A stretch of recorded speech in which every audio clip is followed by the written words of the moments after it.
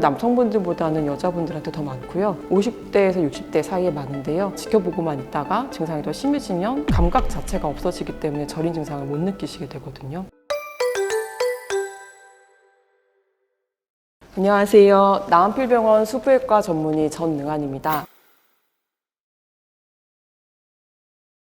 여러분 혹시 일을 하시면서 엄지, 검지, 중지 또는 손 전체가 저리고 손에 힘이 빠지면서 물건을 꼭 쥐기 어려워진 적이 있지 않으신가요? 손에 가장 많이 생기는 대표적인 질환 중에 하나인 손목터널 증후군, 오늘 자세히 이야기 나눠보도록 하겠습니다. 손목터널 증후군은 손목에 있는 뼈와 함께 손목 터널을 구성하는 지붕에 해당하는 횡수근 인대가 두꺼워져서 이 안을 지나가는 신경인 정중신경이라는 신경을 압박해서 발생하는 질환입니다. 정중신경은 엄지, 검지, 중지 그리고 약지의 이 절반까지 감각을 담당하는데 엄지 쪽 이 근육의 운동도 담당하기 때문에 손 전체 이 영역들에 저림감이 생기고 근육에 힘이 빠지면서 악력도 떨어지게 됩니다. 이 질환은 대개 손을 많이 사용하는 분들한테 생기는 편인데요. 손을 많이 쓰게 되면 손가락을 구부리게 해주는 구부린 힘줄들이 붙는데 이 힘줄들이 이 손목 터널 안에서 정중신경과 함께 지나가기 때문에 한정된 터널 공간 안에서 부은 힘줄이 신경을 누르게 됩니다. 또 손목 터널의 지붕인 횡수근 인대는 악력을 강하게 해주는 역할을 하는데요.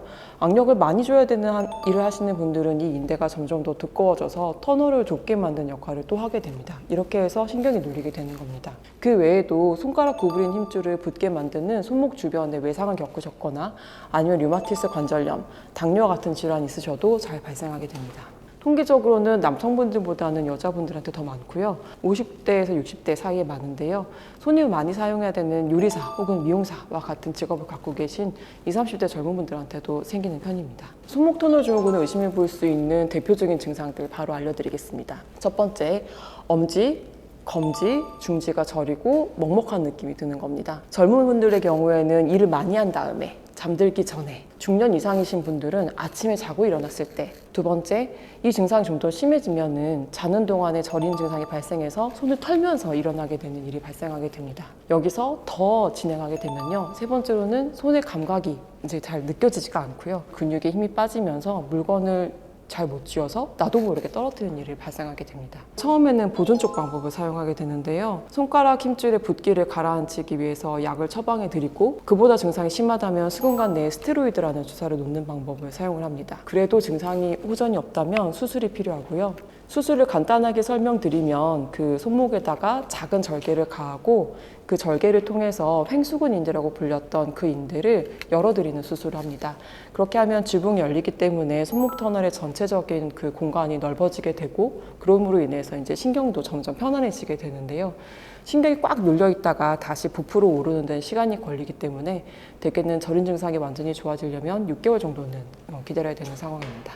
사실 손을 적게 쓰는 게 가장 좋은 방법이긴 하겠으나 직업이나 항상 상황상 그렇게 못 하시는 분들이 더 많을 겁니다. 그래도 최소한 손에 많은 악력이 가해지는 활동을 조금이라도 줄일 수 있다면 도움이 되는 편인데요.